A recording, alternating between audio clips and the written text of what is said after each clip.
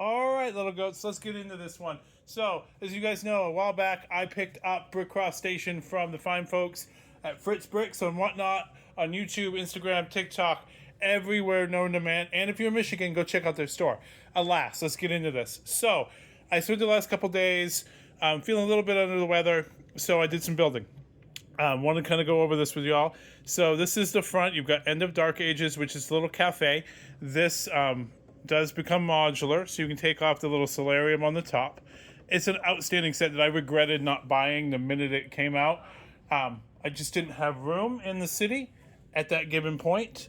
Also, another awesome feature that I'm not quite sure, I'll move this over just a little bit so you guys can see, is you can get in the side building. So the front is absolutely beautiful. The doors are open. The roof actually comes off this way. So some really awesome Technic build in there. And I'll drop it down so we can kind of look inside too. But this is the front side. So let me turn this around to the side so you guys can see that. And then we'll look at.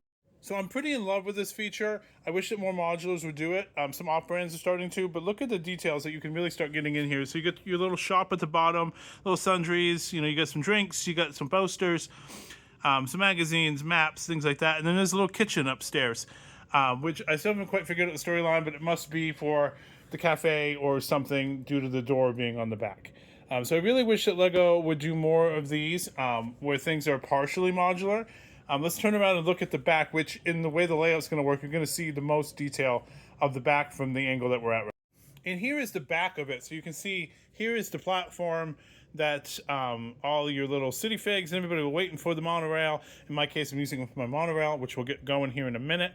And then you've got your little door here. You got all of this area to pose minifigs, as well as your Brickcross sign 1958, your clock. Really great detail in the back of the build. One thing that I wish that LEGO modulars would do more is give you a little bit more in the back. So this Bricklink Designer Series program really did a great job.